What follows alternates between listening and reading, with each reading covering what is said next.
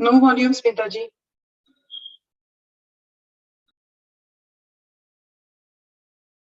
Unmute. Can you hear? Can you hear Yes. now? Okay, perfect. Let's begin. Om Ajnanatimirandhasya Jnananjanashalakaya Chakshurunmilitam yena Tasmai Shri Guruve Namaha. Shri Chaitanya Manobhishtam Sthapitam yena Bhutale Swayam Rupaha Kada Mahyam Dadati Swapadantikam Vandeham Shri Guru Shri Yutpadkamalam Shri Gurun Vaishnavamscha Shri Rupam Sagrajatam Sahagana Raghunathanvitam Tam Sajivam Sadvaitam Savadhutam Parijana Sahitam Krishna Chaitanya Devam Shri Radha Krishna Padan Sahagana Lalita Shri Vishakhanvitamscha He Krishna Karuna Sindho Deenabandho Jagatpate Gopesha Gopika Kanta Radha Kanta Namostute Tapta Kanchan Gaurangi Radhe Vrindavaneshwari Vrishabhanu Sute Devi Pranamami Hari Priye Vancha Kalpatarubhyascha Kripa Sindhubhya eva cha Patitanam Pavanebhyo Vaishnavebhyo Namo Namaha Shri Krishna Chaitanya Prabhu Nityananda Shri Advaita Gadadhara Shivasadi Gaur Bhakta Vrinda Hare Krishna Krishna Krishna Hare Hare Hare Rama Rama Rama Hare Hare Namo Mahavadanyaya Krishna Prema Pradayate Krishnaya Krishna Chaitanya Namne Gauratvishe Namaha Shikshakashtak Chetodharpanamarjanam Bhavamahadavagninirvapanam Shreyah Kairavachandrika Vitaranam Vidyavadhujivanam Anandambudhivardhanam Pratipradam Purnamrita Swadanam Sarvatma Snapanam Param Vijayate Shri Krishna Sankirtanam Namnakari Bahuda Nij Sarva Shakti Tatrarpita Niyamitaha Smarane Nakalaha Etadrishi Tava Kripa Bhagwan Mamapi Durdaivam Midrisham Miha Janina Anuragaha Trinadapi Sunichena Tarorapi Shahishnuna Amanina Manadena Kirtanaya Sadahari Na dhanam na janam na sundarim Kavitam va jagadish kamaye Mama janmani janmani ishvare Bhavatad bhakti rahitu ki tvai Ainanda tanuj kinkaram Patitam mam vishame bhavam budhau Kripaya tava pad pankaj sthita Duli sadrisham vichintaye Nainam galadashrudharaya Vadanam gadagadarudhaya gira Pulkairnichitam vapu kada Tavanam grihane bhavishyati Yugayitam nimishena Chakshusha pravrishayitam Shunyayitam jagat sarvam Govinda virahena me Ashilishya va padaratam Pinashtu mam adarshanam अदर्शनात् मर्महतां करोतु वा यथा तथा वा विदधातु लम्पटो मत्प्राणनाथस्तु स एव नापरा मत्प्राणनाथस्तु स एव नापरः मत्प्राणनाथस्तु स एव नापरः। हमारे प्राणनाथ भगवान श्री कृष्ण के अतिरिक्त और कोई नहीं है। हमने अपने आप को उनके प्रति समर्पित कर दिया है। अब वो गले लगाए या दर्शन दे या दर्शन नहीं दे, वो स्वतंत्र है, वो जो करना चाहे कर सकते हैं। हमें तो केवल इतना ही पता है, एक श्री कृष्ण मत प्राणनाथ सतु एव नापरा, मेरे प्राणनाथ तो केवल आप हो, आपके अतिरिक्त हम किसी और को जानते नहीं। चलिए इसी भाव से चैतन्य चरितामृत में चलते हैं। सरेंडर क्या है? ये जो भाव चैतन्य शिक्षा अष्टक से आया है, ये सिखाने के लिए भगवान साक्षात भक्त रूप में प्रकट हुए, कलयुग में प्रकट हुए हम जैसे लोगों के लिए। और अब हम लोग उसमें चलते हैं और उसको समझने का प्रयास करते हैं। हम लोग अध्याय 2 पर है। कल ब्रह्मा जी, कल मैंने 60 तक खत्म किया था, लेकिन मैंने आपसे कहा था कि मैं उसको फिर से एक्सप्लेन करूंगी सब चीजों को। तो ब्रह्मा जी की कल लीला चल रही थी। जो लोग वी आर रीडिंग फ्रॉम चैतन्य चरितामृत आदि लीला second chapter, those who are following the English version, Adi Leela second chapter, and the books are there on Vedabase. You can go and read from there also. We read till shloka number 60, so I'm going to explain some of the parts again in those shlokas, but those will be in Hindi. All right, चलिए हम लोग आगे चलते हैं। ब्रह्मा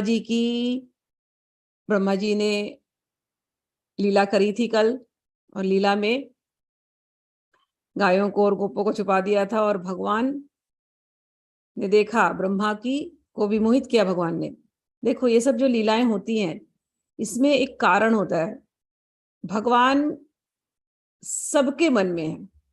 ब्रह्मा जी भी भगवान के ही हैं, उनके मन में भी भगवान ही हैं। ब्रह्मा जी सृष्टि बना नहीं सकते अगर भगवान उनको वो ज्ञान न दे, उनको वो शक्ति न दे, तो ब्रह्मा जी कुछ नहीं कर सकते। हम सब लोगों को ये चीज रियलाइज करनी चाहिए कि ब्रह्मा तक भी भगवान के ही खिलौने हैं, हम भी भगवान के ही खिलौने हैं। ये जब हम समझ जाएंगे ना कि हम भगवान के खिलौने, तो धीरे धीरे सरेंडर आने लगेगा। अभी क्या होता है, हमें लगता है हम सब कुछ करने वाले हैं, हम ऐसी बड़ी बड़ी बातें करते हैं, हम इस रास्ते पे चलेंगे, हम इस भगवान को पूजेंगे, हम इस गुरु को पकड़ेंगे, हम ऐसा करेंगे। हम भूल जाते हैं कि हम कुछ नहीं कर सकते जब तक भगवान हमको नहीं करने देंगे। तो गुरुजन आकर के, जब गुरुजन आपके जीवन में उतरते हैं, भगवान गुरुजन को भेजते हैं, संतजनों को भेजते हैं, ये बुक्स पढ़वाते हैं। भगवान बार बार एक बात याद दिलाना चाहते हैं, सरेंडर की, प्रपत्ति। तुम्हारा मन मैं हूं, ये चीज समझ लो। जिस दिन ये मान लेंगे ना, मेरा मन और भगवान का मन अब एक है, उस दिन बात बन जाएगी। जब तक वो हम नहीं मान पाते, मैं करूंगी, मैं ऐसा मैं हम चलेंगे, हमारा जब तक चलता ना तब तक मुश्किल है। कबीरदास जी का एक दोहा है, प्रेम गली अति सांकरी, तामे दो न समाये। पहले मैं था हरि नहीं, अब हरि है हम नाही। कि ये जो भक्ति का रास्ता है, ये जो प्रेम का रास्ता है, बड़ा संकरी गली है। इसमें मैंपन होता ही नहीं है। ये इतनी पतली गली है, पतली पतली गली है कि दो लोग को जाना हो उस गली के अंदर से, तो दो जा नहीं सकते एक साथ, एक ही निकल सकता है एक बार में। या तो दोनों एक दूसरे को चिपक जाए तो निकल जाए दोनों में, आत्मा परमात्मा एक दूसरे को चिपक जाए, निकल जाएंगे उस गली से। भक्त भगवान एक दूसरे को चिपक जाए, निकल जाएंगे उस गली से, प्रेम गली से। प्रेम गली अति सांकरी। यहां पर अहंकार के लिए कोई जगह नहीं। हमारा मन भगवान का मन है। धीरे धीरे धीरे जब हम ये प्रैक्टिस करने लगते हैं, तो हमारे मन हमारा मन प्योर होने लगता है, पवित्र होने लगता है। पहले नहीं होता, पहले आपको बोलना पड़ता है मुंह से। शुरू शुरू में तो हम इतने मलिन मन से आते हैं, इतने अहंकार को लेकर के आते हैं कि गुरुओं की वाणी भी हमको पढ़ने में अहंकार होता है। गुरुजन बोलते जाते हैं आप ये करिए, आप ये करिए, हम सुनते हैं, हाँ करेंगे करेंगे करेंगे लेकिन हम करते नहीं है। धीरे धीरे, लेकिन जब हम उस रास्ते चलते हैं, भगवान फिर भी इस रास्ता हाथ नहीं छोड़ते। भगवान गुरुजन इतने इतने क्या कहूँ करुणामय है, वो हाथ कभी नहीं छोड़ते। उन्होंने देख लिया, उनकी नजर पड़ गई है तुम्हारे ऊपर, वो छोड़ेंगे नहीं, वो तुम्हारे साथ लगे ही रहेंगे, अदृश्य रूप में लगे रहेंगे। कभी तो तुम पूरी तरह से सरेंडर करोगे, कभी तो तुम सरेंडर करोगे। मैं अपने जीवन के उदाहरण से कहती हूँ, मेरे से ज्यादा तर्क करने वाला कोई होगा नहीं। मैंने बहुत तर्क किए, इतने तर्क, तर्क कुतर्क वितर्क, जो आप कैटेगरी कहिए सब किया है मैंने। हाँ, लेकिन एक एक सिंसियर ये प्रयास जरूर रहता था कि जो भी मैं आर्गुमेंट करती थी, उसको आकर के जो उन्होंने कहा उसको सुनती भी थी, और सुन करके अपने नोट्स बना करके फिर उसको प्रूफ ढूंढती थी। अब जाकर के रियलाइजेशन होता है कि ये गुरुजन इतने करुणामय थे कि मेरा साथ कभी नहीं छोड़ा, अदृश्य रूप में भी मेरे साथ हमेशा रहे। और वो जो जो भी जिस जिस चीज की भी मुझे डाउट होती थी, वो जाकर के क्लैरिफिकेशन मुझे मिलता गया। ह्यूमिलिटी, इस रास्ते में ये जो जो हम शिक्षक अष्टक पढ़ते हैं ना, त्रिनादपि सुनिचेन तरोरपि सहिष्णुना, ये दोनों चीज चलती है, ह्यूमिलिटी और पेशेंस, आपकी विनम्रता और आपका सब्र। ये दोनों, ये जब दोनों चलती है तब जाकर के सारे प्रश्नों का उत्तर आपको मिलता है, सारे हृदय की ग्रंथियां टूट जाती हैं, सारे संशय मिट जाते हैं। जब ऐसा ऐसा स्थिति होती है तब जाकर के अंतर में भगवान के दर्शन होते हैं, हृदय के अंदर दर्शन होते हैं, कहीं बाहर दर्शन करने की जरूरत नहीं है। और एक बार हृदय में दर्शन होते हैं, धीरे धीरे वो फीलिंग इतनी बढ़ जाती है कि हर व्यक्ति के अंदर फिर आपको अच्छा बुरा कोई व्यक्ति दिखाई नहीं देता। कोई आएगा भी आपके सामने तो आप देखते हैं कि इस समय वो तमोगुण के अंदर है, इसलिए उससे गलतियां हो रही, इसलिए उसका स्वभाव है। जिस दिन वो तमोगुण साफ हो जाएगा वो साफ हो जाएगा, जिस दिन वो रजोगुण साफ हो जाएगा ये व्यक्ति चमक जाएगा। संत जन गुरुजन की दृष्टि ऐसी होती है, साफ। वो हर एक के अंदर उस भगवान के उस रोशनी को देखते हैं, उस प्रकाश को देखते हैं। उनके लिए कोई नशेड़ी, कोई जुआड़ी, ऐसे वो जज नहीं करते। चैतन्य महाप्रभु ने, अब आगे जाके हम कथा पढ़ेंगे तो आएगी, जगाई मदाई की कथा आएगी, ऐसे ही थे वो लोग। जगाई मदाई क्या, हम सब ऐसे ही हैं, इतने पतित। कलयुग का तो कंडीशन क्या है, क्या बताऊं आपसे आप सब जानते हैं, हम सब कलयुगी जीव हैं। इतने पतित, इतने पतित, फिर भी हम जैसे पतित के ऊपर कृपा करने के लिए भगवान आए हैं चैतन्य महाप्रभु रूप में। हमारा कल्याण कैसे हो, सरल मार्ग बताने के लिए भगवान प्रकट हुए।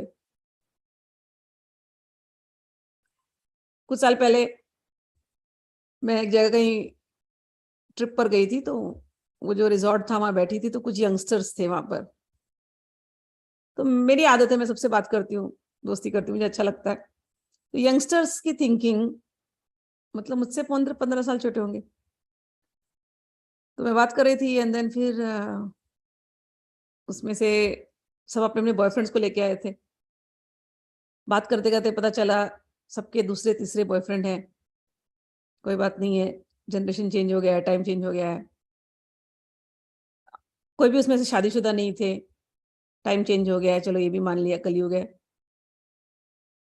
बात बात करते करते किसी के मुंह से एक डायलॉग निकला, क्योंकि मैंने पूछा तो आप लोग ऐसे चेंज कर लेते हैं, और आप लोग सेटल कब होंगे, आप लोग की almost you are in your 38 years of age, आप लोग सेटल कब होंगे। आप लोग ने स्कूल में बॉयफ्रेंड बनाया, फिर कॉलेज में बॉयफ्रेंड बनाया, उसके बाद वर्क प्लेस में बॉयफ्रेंड बनाया, सभी के साथ आप, किसी के साथ 5 साल तो किसी का 8 साल, किसी का 10 साल रहे, फिर छूट गया आपका, फिर आपने तो आप लोग का सेटल होने का प्लान क्या है। कहीं आपके दिमाग में आता है कभी सेटल होना है हमको। तो एक ने डायलॉग दिया मुझे, स्मिता जी आपके टाइम और हमारा टाइम बहुत अलग है। अच्छा, क्या टाइम है भाई। हमारे यहाँ आज के टाइम में आज पूजा तो कल दूजा, आज रमेश तो कल राकेश मैं, अच्छा, आज पूजा तो कल दूजा तो मैंने वे सुन करके मैंने कुछ बोला नहीं, अब क्या समझाऊं मैं इन लोगों को। बट आई वॉज थिंकिंग, जब मैं रूम में गई तो मैंने सोचा क्या माइंडसेट है इस माइंडसेट वाले, आज पूजा तो कल दूजा, आज रमेश तो कल राकेश, आज राम तो कल श्याम, ये आज राम तो कल श्याम वाली भावना हमने तो भक्ति में लगाना है कि ये ऐसे माइंडसेट से जब एक रिलेशन में स्थिर नहीं हो पाते, फिर वैसे माइंडसेट से ये लोग जब परेशान होते, क्योंकि परेशान होना ही है, ये संसार का नियम है। तुम आ गए हो दुखालय में, तुम कितने भी पार्टनर बदल लो, वो एंड उसकी जो है ना वो सुखद हो जाए कोई गारंटी नहीं है ऐसा ही स्थान है। You are looking for the best, इसके साथ जमानी, उसके साथ जमानी, उसके साथ जमानी, you looking for the best, but वो बेस्ट कोई भी बेस्ट नहीं है एक भगवान के अतिरिक्त, कोई और बेस्ट है ही नहीं संसार में। अगर परफेक्शन चाहिए, तुम्हें वो परफेक्ट पार्टनर चाहिए जिंदगी में, परफेक्ट पार्टनर केवल भगवान श्री कृष्ण है और कोई है ही नहीं, वहीं पर परफेक्शन मिलेगी। तब तक ये जो प्रेम के नाम पर घूम रहे हैं, यहाँ प्रेम नहीं है, ये केवल लस्ट है, ये काम है। चैतन्य चरितमृत पढ़ते तो उसमें बहुत क्लियरली प्रेम की और काम की डेफिनेशन दी गई। आत्मेंद्रिय प्रीति करे तारा, तारा कहे तारा प्रेम नाम, जो आत्मेंद्रिय जो भगवान सॉरी आत्मेंद्रिय प्रीति करे तारा, तारे बले काम, जो अपने मन के लिए अपने शरीर के लिए किसी से प्रेम करते हैं उसको काम कहते हैं, काम कामनाएं। और जो कृष्ण की इच्छा करते हैं, कृष्ण की इच्छा के लिए प्रेम करते हैं, कृष्ण से प्रेम करते हैं, उसको ही कहते हैं प्रेम।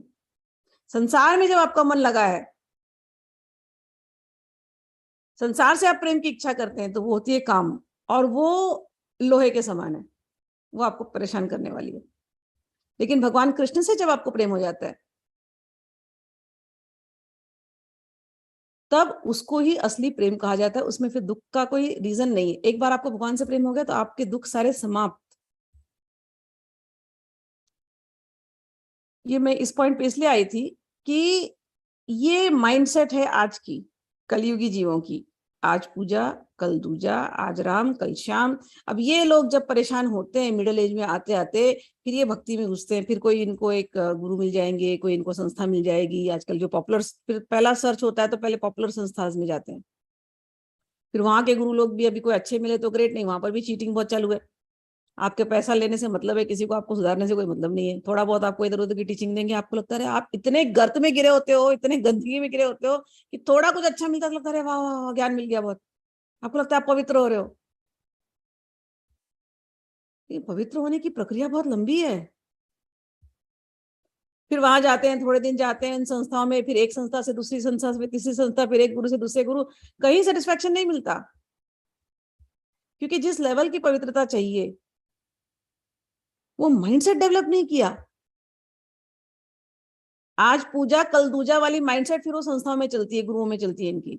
आज ये गुरु तो कल वो गुरु, तो कल वो गुरु, तो कल इसके पास, तो कल उसके पास जा रहे ढूंढने के लिए। क्यों? वो टेम्पररी हैप्पीनेस ढूंढने को। सबको एक इंस्टेंट फिक्स चाहिए, इंस्टेंटली मिल जाए बस। आज मंत्र दे दो, कल हम सिद्ध हो जाएं। ये प्रोसेस लंबी है, सिंसियरली।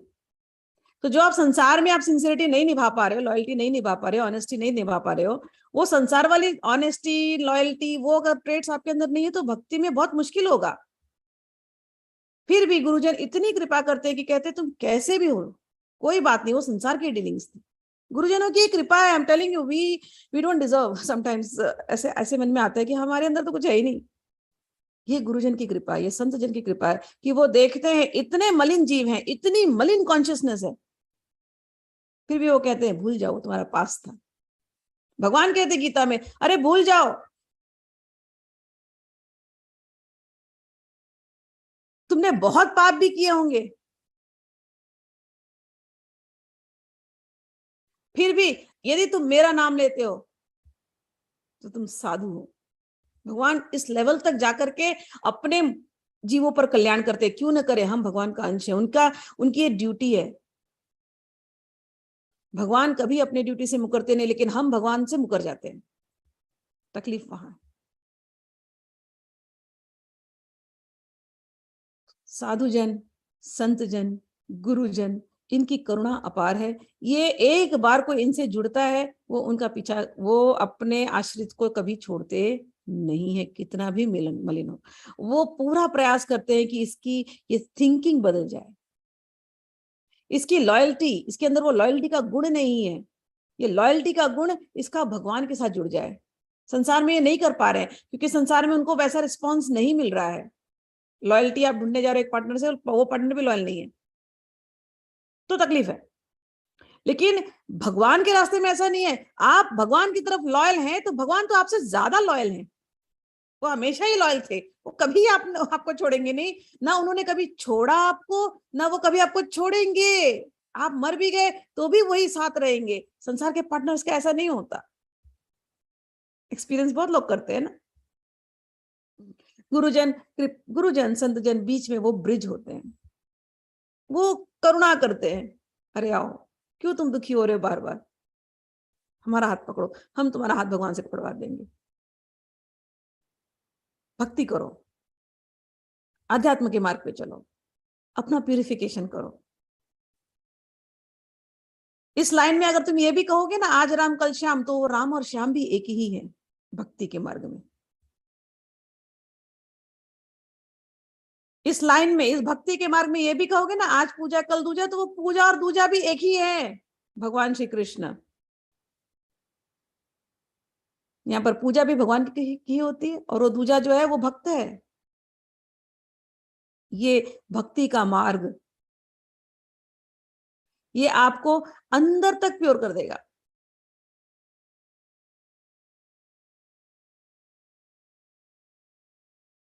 ये दिखाने के लिए, ये प्रेम कैसे करते हैं, ये भक्ति कैसे करते हैं, ये दिखाने के लिए भगवान को भक्त का रूप लेकर के, चैतन्य महाप्रभु का रूप लेकर के आना पड़ा। और वो भगवान कृष्ण के अवतार हैं, ये प्रूफ करने के लिए कृष्णदास कविराज गोस्वामी ने कितने श्लोक लिए, कल हमने उस पर चर्चा की। कितने श्लोकों में भागवत के श्लोक लिए, कितने तंत्रों का श्लोक लिया, कितने उपनिषदों का श्लोक लिया। और उसमें वो कल ब्रह्मा जी का उदाहरण लिया, इसलिए लिया कि ब्रह्मा जी जैसे को भी अहंकार हो सकता है, ब्रह्मा जी जैसे भी विमोहित हो सकते हैं भगवान को ऑर्डिनरी समझ के। किस भगवान को? भगवान श्री कृष्ण को। क्यों ऑर्डिनरी समझ रहे हैं? क्योंकि वो हमारे ऐसे प्रकट हुए एक इंसान के जैसे। हमारे मन में एक कल्पना होती है बस, भगवान हमारे मन में काल्पनिक ही हैं, हमने पकड़ के रखा है वो काल्पनिक ही होने चाहिए बस। उनके 4 हाथ होने चाहिए, तो उनके 3 आंख होने चाहिए, तो उनके 10 मुंह होने चाहिए, तो उनके 1000 मुंह होने चाहिए, उनको ऐसे भयंकर दिखना चाहिए। ये सब हमारी कल्पनाएं हैं, हमने बना के रखी है अपने दिमाग के अंदर। जब तक वो काल्पनिक नहीं रहते तब तक हमको भगवान लगते नहीं है।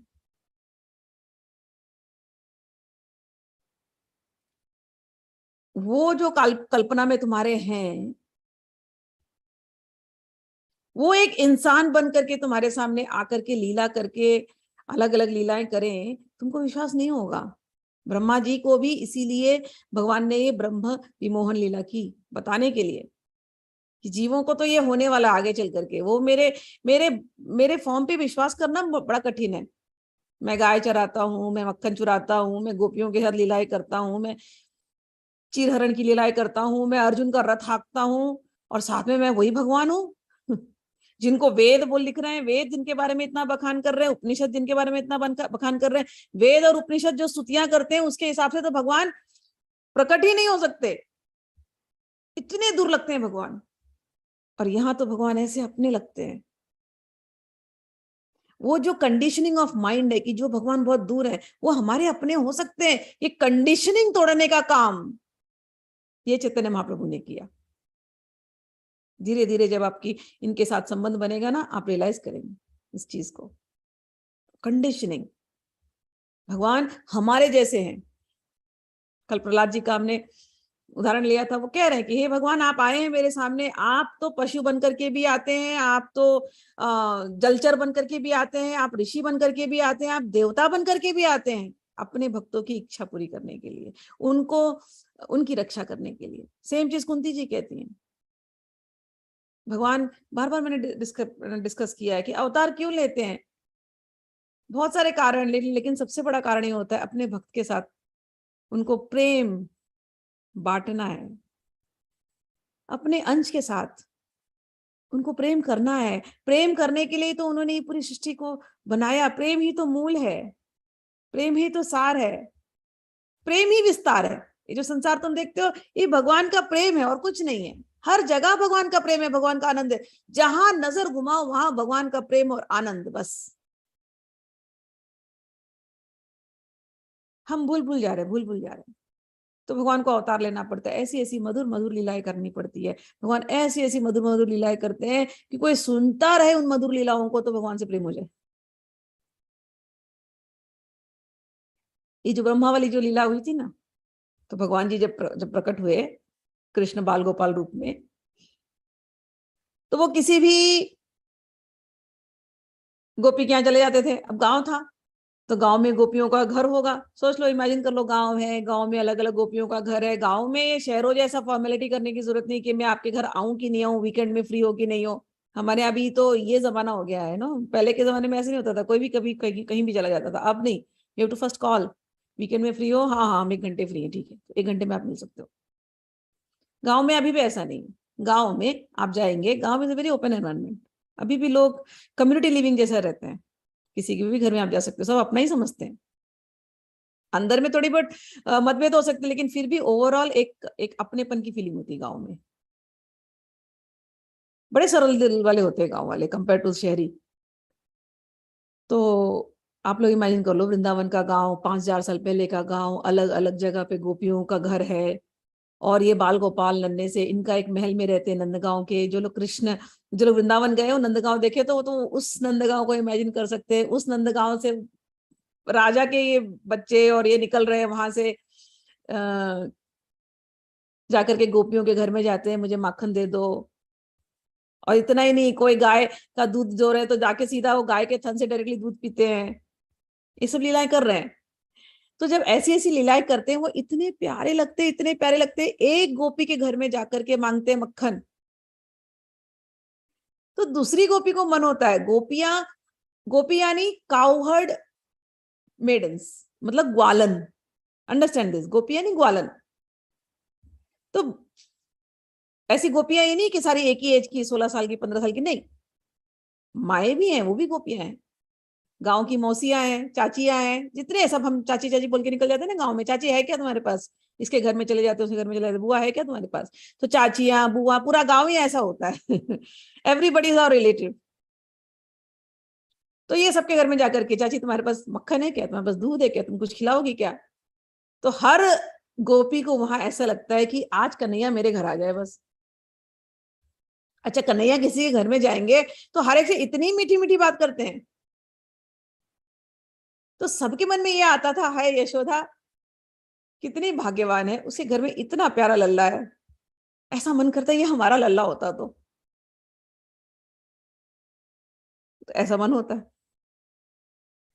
और जो यंग गोपियां हैं, जब भगवान बड़े होते गए और सुंदर होते गए और सुंदर होते गए, श्याम सुंदर, ये जहां चले, ये अगर बाल हिला दे तो इनके एक बाल हिलाने पर ही नजर टिक जाए। ये है ही ऐसे मधुर, क्या करे, ये मुस्कुरा दे तो घायल कर दे सबको, ये तिरछी नजर से देख ले तो घायल, इतने अच्छे छबीले। तो जो एक उम्र की उनकी जो यंग गोपियां थी, उनका भी मन आता था कि काश ये हमारे अपने होते, हम इनका वर्ण कर लेती। भाई एक ही कृष्ण है, कैसे वर्ण किया जाए इनका। इतने प्यारे थे कि जो कोई उनको देखता उनको लगता कि हाँ ये हमारे होते बस, चाहे हमारे बच्चे बन जाए, चाहे हमारे पति बन जाए, चाहे ये हमारे हमारे होते बस। इतना ही नहीं, गायों को ऐसा लगने लगा, गाय तो कृष्ण की बड़ी प्रिय है, कृष्ण को सारी गायें पसंद है, तो एक गाय को प्रेम करते तो दूसरी उसको धक्का मारती। गायों में भी होता है कंपटीशन, नहीं मुझे प्रेम करो। अगर गायों को ऐसे से एक गाय को करो ना, तो दूसरी आकर के आपके ऊपर लग जाएगी, नहीं मुझे करो ऐसे गले पर। अब कृष्ण एक ही, अब सारी गायें होड़ लगा रही हैं। और कृष्ण जब किसी गाय का थन से दूध पीते, तो दूसरी गाय को ऐसा लगता है काश मेरे थन से क्यों नहीं पी रहे अभी। तो ये गायों के मन में आ रही है बातें। भगवान ने बोला सबकी इच्छा मैं पूरी करूंगा, ये मेरा अवतार ही इसलिए हुआ है कि मैं सबके मन की इच्छा पूरी करूंगा, तुम किसी के मन की इच्छा अधूरी नहीं होगी, जिसने जैसा इच्छा किया मैं वैसी पूरी करूंगा। और भगवान ने ये विमोहन लीला की, तो इसमें सारे गोप चले गए, सारी गैया चली गई, ब्रह्मा जी को बोले ले जाओ तुम विमोहित हो, अभी मुझे यहाँ पर सबकी इच्छाएं पूरी करनी है। और भगवान हर गोपी के घर में, किसी गोपी के घर में बेटा बन के बैठे हैं, किसी के भाई बन के बैठे हैं, ठीक है ना, किसी को जैसे प्रेम करना है वैसे जाकर के उसके पति रूप में जाकर के भी बैठ गए हैं, प्रेमी रूप में ऐसे भी जाकर के बैठ गए। भगवान गायों के रूप में बैठ गए, हर गाय के बछड़े के रूप में बैठ गए। अब गाय सुबह सुबह बछड़ा आकर के गाय का दूध पी रहा है, लग तो ऐसा रहा है कि बछड़ा पी रहा है, लेकिन पी कौन रहा है? श्री कृष्ण पी रहे हैं, क्योंकि गायों की इच्छा थी कि एक गाय को क्यों आप देखते हो, मुझे क्यों नहीं देख रहे। अब गायों को इच्छा है मुझे प्रेम करो, भगवान ही प्रेम कर रहे हैं। बछड़ों के रूप में भगवान आए हैं, गायों को प्रेम कर रहे हैं। गोपों के रूप में भगवान आए हैं और हर गाय को एक साथ छू रहे हैं और एक साथ प्रेम कर रहे हैं। हर गोपी के साथ भगवान लगे हैं, एक साथ प्रेम कर रहे हैं, क्योंकि गोपियों की इच्छा थी। भगवान अपने जीवों को प्रेम देने के लिए कुछ भी कर सकते हैं, जीव में अगर उतनी तड़प हो तो भगवान प्रकट हो सकते हैं, आज भी होते हैं। आपके अंदर ऐसी ऐसी उत्कट इच्छा वो जागे तो भगवान क्यों नहीं आएंगे, जरूर आएंगे। तो ये जो ब्रह्मा विमोहन लीला की थी वो इसीलिए की थी कि थोड़ी देर ब्रह्मा जी आप ले जाओ, सबकी इच्छा मेरे को पूरी करनी है, तुम्हारा मैं बुद्धि है ना कवर कर दूंगा अभी। और जब ब्रह्मा जी आए तो ब्रह्मा जी को रियलाइजेशन हो गया, उसके बाद भगवान नहीं हटा दिया। भगवान जब समझ गए कि अरे बाप रे, सबके अंदर तो ये भगवान ही है, अरे ये तो यही तो मेरे पिता है, इनसे ही तो मैं आया था, यही तो नारायण है। और भगवान को कहते हैं आप ही तो नारायण हो, आप क्षमा कर देना, मुझसे मिस्टेक हो गई। जैसे अर्जुन को हुआ था ना, अर्जुन को भगवान दिए जा रहे नॉलेज सारा गीता में, फिर भी शायद उसके मन में डाउट होगा, जैसे हम लोगों के मन में होता है, सारा नॉलेज दे रहे हैं लेकिन हमें लगता है पता नहीं क्या है, हम तो उससे रिलेट भी नहीं करते कई बार। तो अर्जुन के सामने भगवान विराट रूप दिखा देते, ले तुझे क्या देखना है देख ले, तुझे कैसे भरोसा होगा कि मैं ही भगवान हूं, ले तू देख ले तुझे जो देखना है। उस विराट रूप में आप जितने देवी देवता सोच सकते हैं जिनकी आप पूजा करते हो, आपको लगता है ये देवी ये देवता ही बड़ा है ना, कंपैरिजन होता है ना मन के अंदर। भगवान श्री कृष्ण के विराट रूप में सारे देवी देवता दिखाई दे रहे हैं अर्जुन को। इसीलिए भगवत गीता पढ़नी चाहिए, एक एक चैप्टर में इतनी ग्रंथियां खुलती है, इतना ज्ञान मिलता है कि बता नहीं सकते। सारे डाउट्स निकल जाते हैं, सारे डाउट्स, और मन एकदम शांत। No questions at all anymore. तो उस विराट रूप में सारे भगवान को देख रहे हैं।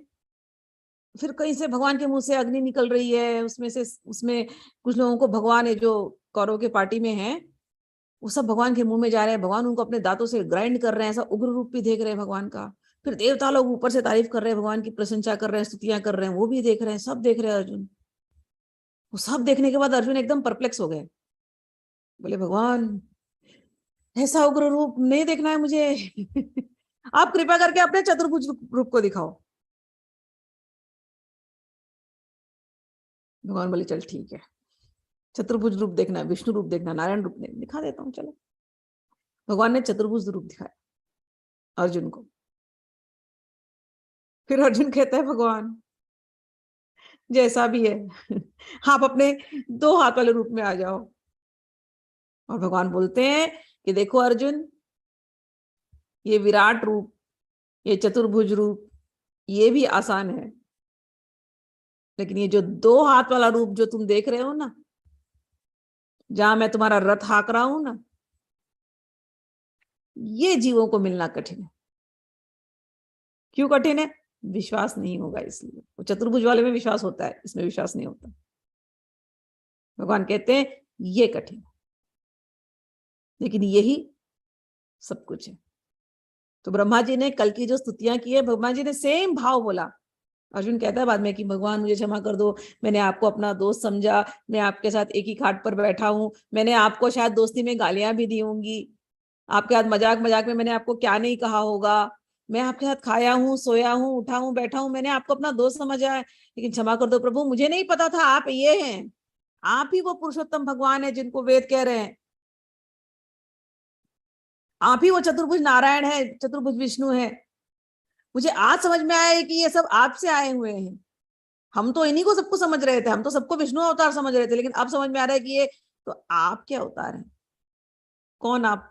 द्विभुज वाले जो मुरली पकड़ते हैं और अर्जुन का रथ हाँकते हैं, सब उनके अवतार। सेम चीज ब्रह्मा कहते हैं, हे भगवान आप नारायण हैं। भगवान बोलते हैं अरे क्या ब्रह्मा जी, मैं तो एक छोटा सा गोप हूं, नारायण तो नारायण है, आप उनके पुत्र, वो आपके पिता, मैं कुछ नहीं।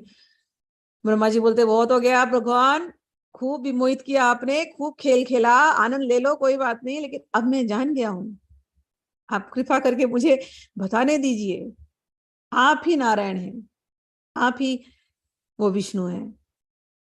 तो अब इन पेजेस में जो हम जाते हैं तो एक एक और हमारी जो अंडरस्टैंडिंग थी पहले, कि हम सोचते थे सब विष्णु से आया है, हम सोचते थे सब नारायण है, वो अंडरस्टैंडिंग के एक दूसरे लेवल पर हम जाते हैं कि नहीं, ये जो विष्णु है ये भी भगवान श्री कृष्ण से आए हैं।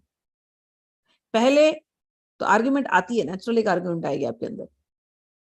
आर्ग्यूमेंट इसलिए आ रही है क्योंकि आपने सुनी सुनाई बातों को विश्वास किया, अच्छा अच्छा था वो सुनी सुनाई बात, लेकिन आपने स्क्रिप्चर्स में जाकर के ये जो बात हो रही है कि कृष्ण भगवान से अवतार आए, आपने स्क्रिप्चर्स में जाकर के उनके ऊपर खोजने की कोशिश नहीं करी।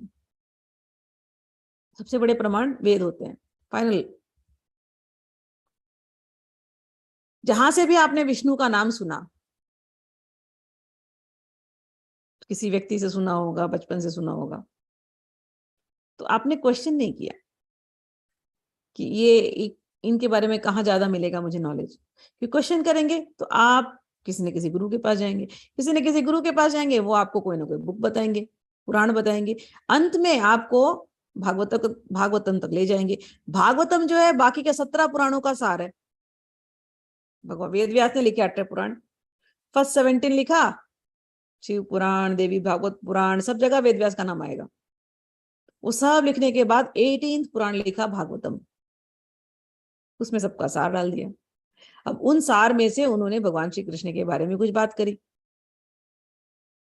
तो वो उनके कुछ जो श्लोक हैं, जो इंपॉर्टेंट श्लोक हैं, जो ये प्रूव करते हैं कि भगवान श्री कृष्ण जो आए थे 5000 5,500 साल पहले, वो स्वयं भगवान थे। उस श्लोकों को कृष्णदास कविराज गोस्वामी ने इस बुक में लिखा और फिर उससे अवतार क्या होते हैं ये बताने का प्रयत्न किया। थोड़े ये बिगिनिंग के चैप्टर थोड़े स्लो चलेंगे, आप लोगों को बता देती हूँ 12 तक, क्योंकि बहुत सारे टेक्निकल पॉइंट्स आते हैं तो समझना जरूरी है। जब हम एक बार हमारे अंदर ये बैठ जाएगा, भगवान श्री कृष्ण से संबंध बन जाएगा, और फिर भगवान श्री कृष्ण से संबंध बनने के बाद फिर हमारा संबंध चैतन्य महाप्रभु से बनेगा, तो बातें बहुत आसान हो जाएंगी। लेकिन कुछ वो समझाने के लिए ही कृष्णदास कविराज गोस्वामी इतने उदाहरण ले रहे हैं। तो कल ब्रह्मा जी का उदाहरण लिया और प्रूफ देने लगे कि आप नारायण हैं। नार यानी समस्त जीवों का समूह, और आयन मतलब जिसमें जीव आश्रय लेते हैं।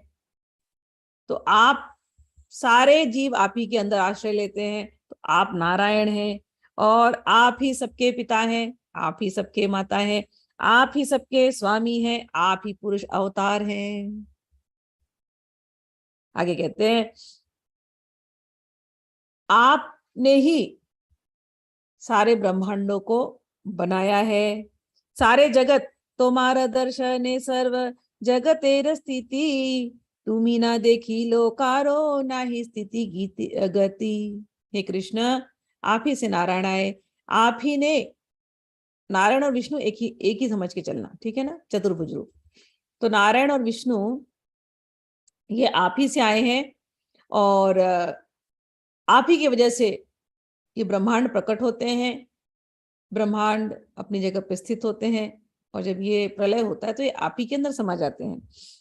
तो आगे आगे बोलते गए उसके बाद एक जगह पे आकर के बोलते हैं 50वें श्लोक में, सेई तीन जलशाई, उसके पहले वाले में बोलते हैं, कारणाब्धि गर्भोदक क्षीरोदक शाई, माया द्वारे सृष्टि करे ताते सब माई। नारायण के कारणोदक्षाई, गर्भोदक्षाई तथा क्षीरोदक्षाई रूप भौतिक शक्ति से के सहयोग से सृजन कार्य करते हैं, इस प्रकार वे माया से जुड़े। अब ये 3 शब्द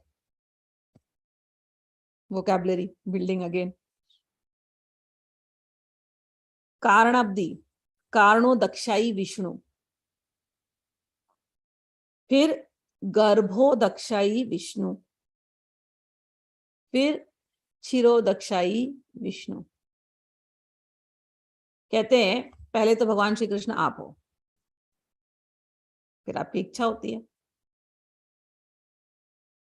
कि चलो रमण किया जाए, थोड़ा आनंद किया जाए, थोड़ा खेल खिला जाए, let's be sportive, let's create a sports.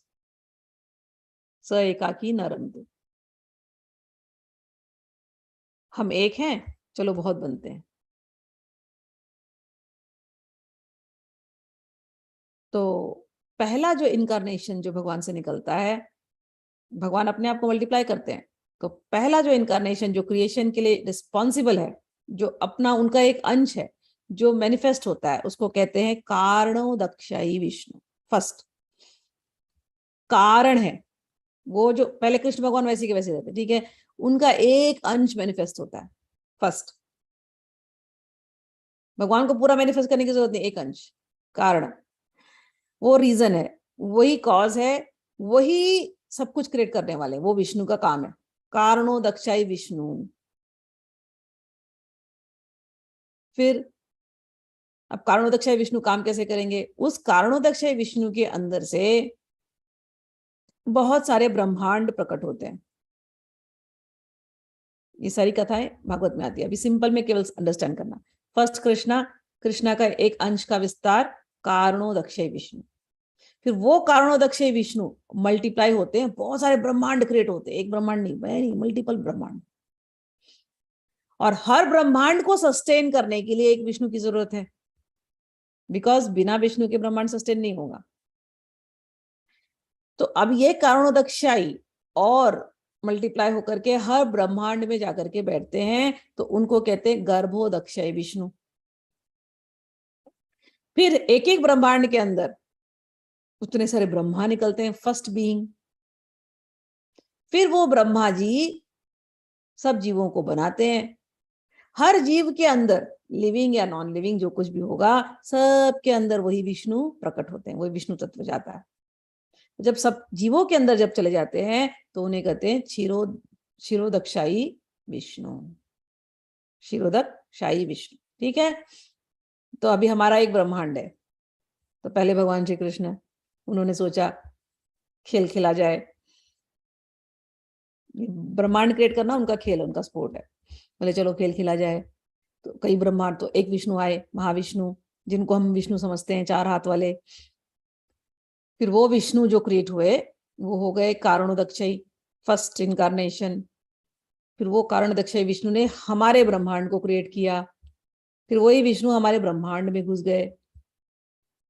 पूरा ब्रह्मांड भगवान की वजह से चल रहा है ना। देखो ये ब्रह्मांड जैसे हमारी पृथ्वी है, पूरे स्पेस में ऐसी इतनी बड़ी पृथ्वी अटकी हुई है ना। उतनी बड़ी पृथ्वी को तो नीचे गिर जाना चाहिए ना, भारी जल के अंदर होना चाहिए ना, बट नहीं, पृथ्वी वैसी के वैसी अटकी हुई है, गोल। अच्छा ये बात सोचो, पृथ्वी गोल है और पृथ्वी के ऊपर उतना बड़ा समुद्र है, 70% इज वाटर। अब गोल पृथ्वी के ऊपर इमेजिन का बॉल के ऊपर पानी कैसे टिकेगा बताओ? टिका सकते हो पानी बॉल के ऊपर? 70% वाटर, समुद्र का डेप्थ सोच सकते हो आप कैसा है? समुद्र के अंदर ही एक दुनिया है। अब ये गोल पृथ्वी है, बॉल जैसी पृथ्वी, उसके ऊपर 70% वाटर और ऊपर से पृथ्वी घूमती है और सब चीज अपनी जगह पे रहती है, अपने लिमिट में रहती है। अच्छा समुद्र को ही देख लो, समुद्र अपना लिमिट कहाँ क्रॉस कर पाता है? जिस दिन क्रॉस करता है, थोड़ा सा क्रॉस करता है तो वहां पे तबाही मच जाए, सुनामी आ जाए, लेकिन सब कुछ अपने अपने लिमिट में। तो ये अपने लिमिट में रहना, ये ऐसी गोल पृथ्वी इतने बड़े समुद्र को लेकर रोटेट कर रही है, रिवॉल्व कर रही है, कौन कर रहा है? कौन इसको संभाल के रखा है? किसने संभाल के रखा है इस ब्रह्मांड को? वो जिसने संभाल के रखा है उसको एक टर्म दिया गया, गर्भोदक्षयी विष्णु। ठीक, अब समझ में आई? अब ये धरती है, अब इसके अंदर हम हैं, इस बॉल के अंदर हम हैं, इस बॉल के अंदर हम हैं, जंगल है, पहाड़ है, रेगिस्तान है, समुंदर है, झरने हैं, अमेज़न फॉरेस्ट है, सहारा डेजर्ट है, स्पेस है, और सब कुछ अपने आप मेंटेन हो रही है। आप साइबेरिया चले जाओ, साइबेरिया रशिया के कुछ जगहों में टेम्परेचर -40 डिग्री होता है। -40 डिग्री में भी जानवर है जो अपने आप को मेंटेन कर रहे हैं। -40 डिग्री में भी इंसान है, ट्राइब्स, जिनको अमेरिका से, बंबई से, कलकत्ता से कुछ पता ही नहीं, उनको पता ही नहीं दुनिया ऐसी है, वो अपना ही मेंटेन कर रहे हैं वो जानवरों के साथ। रेगिस्तान में भी इंसान है और जानवर है। आइलैंड्स, समुंदर से घिरे हुए आइलैंड्स पर भी इंसान है, उनकी जिंदगी ही पूरी, जैसे केरला के कोस्टल रीजन में चले जाओ, पूरी जिंदगी उनकी वो समुद्र के साथ है, वो कोस्ट पे ही रहते हैं, उनका घर ही कोस्ट है। कश्मीर में चले जाओ, डल लेक पर, वो नदी में ही रहते हैं। डल लेक वाले में तो हैरान थी, उनका तो मार्केट भी नदी के अंदर है, रहते भी बोट के अंदर हैं, घर उनके सारे नदी के ऊपर, बोट बनाए, बोट में रहते हैं वो लोग, बोट हाउसेस में, कश्मीरी डल लेक वाले।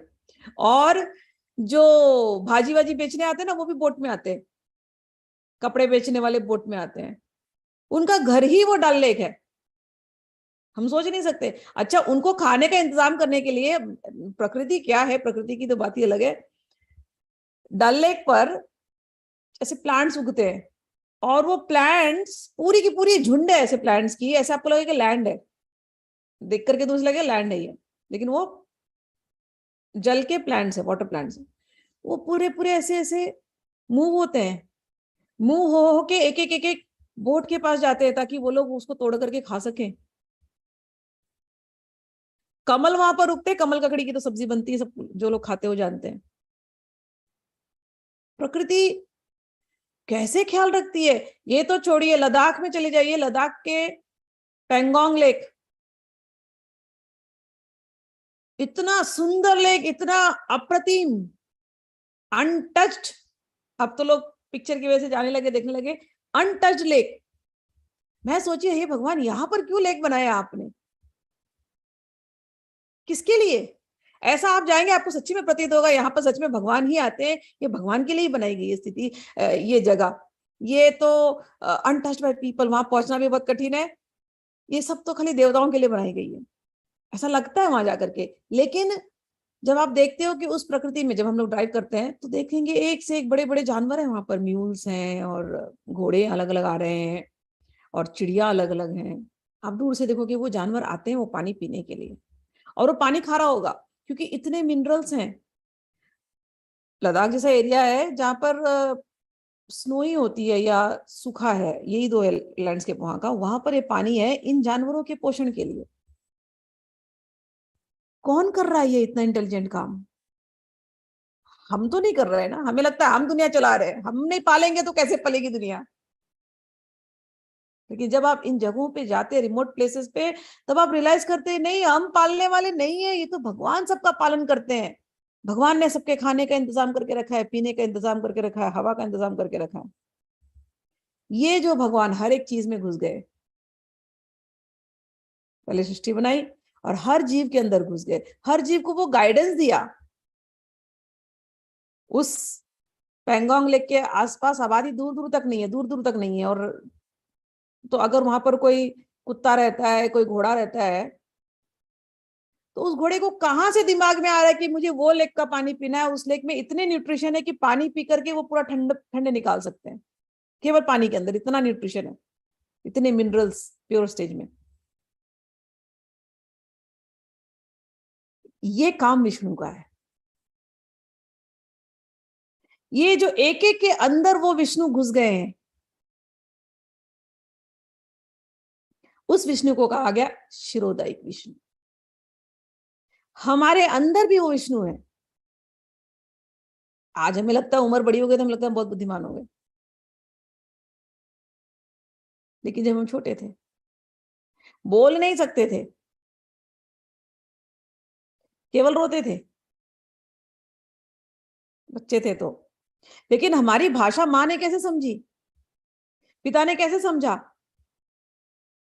कोई लैंग्वेज नहीं, नो कम्युनिकेशन, क्या केवल रोना या हंसना मुस्कुराना, या तोतली भाषा में बोलते थे तो भी माँ समझ जाती थी। क्या है वो लैंग्वेज? कौन सिखा रहा है, कौन समझा रहा है? हमारे अंदर के बैठे परमात्मा हमको सिखा रहे हैं, और हमारी माता के अंदर बैठे परमात्मा उनको सिखा रहे हैं। वो जो मेरे अंदर परमात्मा बैठे, वो जो उनके अंदर परमात्मा बैठे, वो परमात्मा का नाम है शिरोदक्षाई विष्णु। वो जो उस जानवर के अंदर परमात्मा बैठा, उसको सिखा रहा है कि तू जा वहां का पानी पी। उस जानवर के अंदर जो बैठा परमात्मा है, उसको कहते हैं शिरोदक्षय विष्णु। और वो जो जल को जो मेंटेन कर रहे हैं, उस पहाड़ को जो मेंटेन कर रहे हैं, उसको कहते हैं Garbhodak Vishnu. Everything is being maintained properly. Amazon के फॉरेस्ट में चले जाओ, आप सोच नहीं सकते कैसा मेंटेनेंस, नेचुरली अपने आप हो रहा सब कुछ। चीजें मरती है, डिकम्पोज हो जाती है, डिकम्पोज होकर के हिरण मरता है। एक हिरण मरता है जंगल में, तो हिरण को मरने के बाद कुछ जानवर उसको खाते हैं, कुछ उसके पार्ट्स को नहीं खाते हैं। क्यों नहीं खाते हैं? किसी ने सिखाया है उनको अंदर बैठ करके कि बाकी का पार्ट्स धरती के लिए यूजफुल है, उसके पार्ट्स को डिकम्पोज होकर के यहाँ के प्लांट्स उगेंगे, यहाँ के प्लांट्स उगने से यहाँ पर अच्छे फूल आएंगे, यहाँ फूल आने से अच्छे पक्षी आएंगे, क्रॉस पोलिनेशन होगा, फिर से जंगल बढ़ेगा। कौन दे रहा है ये विजडम? जानवरों तक को भी, पेड़ों को। वो जो दे रहा है उसको कहते हैं, जो इन नॉन लिविंग जगहों पे जो रह रहे हैं, वो है आपका गर्भोदक विष्णु ही विष्णु। और जो इन जानवरों के अंदर परमात्मा रूप में है ना, वो है चिरोदक विष्णु। समझ में आया? भगवान श्री कृष्ण फिर अनेक ब्रह्मांड बनाने हैं। कारणोदक विष्णु का ड्यूटी, जाओ तुम लगाओ, अनेकों ब्रह्मांड बनाओ, वहां अनेकों ऐसे ऐसे इंटरेस्टिंग खेल बनाओ। हम एक ब्रह्मांड के को जानते हैं, उस ब्रह्मांड में जितनी नॉन लिविंग थिंग्स उनको दिखाई देती हैं, वहां पर भगवान की सत्ता है। उसको एक नाम दिया गया, ये साइंस है ना, क्योंकि ये साइंस है, स्पिरिचुअल साइंस है, इसलिए नाम दिया गया। जिनको स्पिरिचुअल साइंस समझ में नहीं आ रही है, कोई बात नहीं, वो बोल दे सब भगवान है। बट जो लोग एनालिटिकल होना चाहते हैं, जो लोग स्पिरिचुअल साइंस जानना चाहते हैं, उनके लिए इसको ये टर्म्स दिए गए, 3 टर्म्स में कैटेगराइज किया गया। कारणोदक्षय, गर्भोदक्षय, शिरोदक्षय। हम सबके अंदर जो परमात्मा है, अंतर्यामी परमात्मा हार्ट में रहते हैं। हार्ट में, हम सबके हार्ट के अंदर एक इनर वॉइस है। सोच के देखो क्या कमाल की चीज है। मैं हैरान होती हूँ कभी, गलत करने जाओ आप, और ये अंदर की आवाज आपको धक धक धक धक धक धक करने नहीं देगी। आपका ब्लड प्रेशर हाई हो जाएगा। आप दुनिया से छुपा सकते हो गलती, लेकिन ये अंदर वाली आवाज ये चुप ही नहीं होती। कभी कितनी बार उसको बोलेगा चुप हो जाए, चुप हो जा, चुप ही नहीं होती। और क्या प्रूफ चाहिए आपको कि भगवान अंदर है, हृदय के अंदर? कौन है ये अंदर वाली आवाज? अगर मैं ही हूं तो मुझे अपने आप को चुप कराने आना चाहिए ना। अभी तो बोल रही तो बोलूंगी, चुप हो जाए तो चुप हो जाएगी ना, ये आवाज तो चुप हो जाएगी भारी वाली। अंदर वाली को मैं चुप कैसे कराऊं? अंदर वाली तो तभी चुप होगी जब आप सही सही डिसीजन लोगे, जब आप सही रास्ते चलोगे। और क्या प्रूफ चाहिए आपको? भगवान कहाँ है? ये जो अंदर वाली आवाज है ना, जो आपसे बात करती है, जो आपको सही करने पर मजबूर करती है, जो आपको गलत डिसीजन लेकर के गलत रास्ते पे जाने से रोकती है, वो अंदर वाली आवाज ही परमात्मा की आवाज है। वही परमात्मा जो आपके अंदर रहते हैं, अंदर की आवाज बनकर के आपसे बात करते हैं, वही परमात्मा का scientific name, spiritually scientific name, spiritual science की क्लास में उनके नाम है चिरोदक्षाई विष्णु। समझ में आया? अंदर के परमात्मा सिंपल लैंग्वेज में समझा दो। जैसे मैंने कहा ना, नमक नमक है। अब कोई उसको बोले NaCl, कोई बोले उसको सोडियम क्लोराइड, तो वो साइंटिस्ट लोग के नाम है, सोडियम क्लोराइड, NaCl। सिंपल वाले को ये समझो भैया नमक है। तो सिंपल में ये है, वो भगवान हमारे हृदय के अंदर है, अंतर्यामी और परमात्मा दो नाम, और साइंटिफिक नाम है उसका है चिरोदक्षाई विष्णु। और वही वही भगवान ने इस ब्रह्मांड को मेंटेन करके रखा है। जैसे मैंने आपको एग्जांपल दिया, अर्थ लटक रही है हवा के अंदर, समुंदर हिल नहीं रहा है बॉल के ऊपर, वो जो मेंटेन कर रहा है उसको कहते हैं गर्भोदक्षय विष्णु। वो ये खेल खेल रहा है बॉल का, संभाल के रखा है बॉल को, उसको कहते हैं गर्भोदक्षय विष्णु। और जिसने ये खेल शुरू किया वो है कारणोदक्षय विष्णु। और ये कारणोदक्षय विष्णु किसकी बात सुनते हैं? भगवान श्री कृष्ण की। वो अपने मस्त अपने गोलोक वृंदावन में रहते हैं। चलिए, ये टेक्निकल क्लास अभी यहीं पर एंड करते हैं, बाकी और भी बहुत सारी बातें आएंगी, अगले क्लास में शुरू करते हैं। जय श्री कृष्णा। किसी को कुछ क्वेश्चन हो तो मुझे पूछ लेना, 5 मिनट अभी दे सकती हूँ, नहीं तो लिख देना। हरि बोल।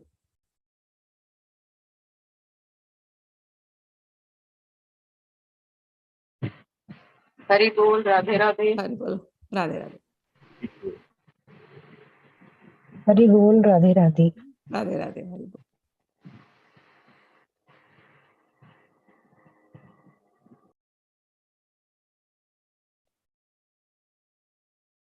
राधे राधे। राधे राधे। राधे।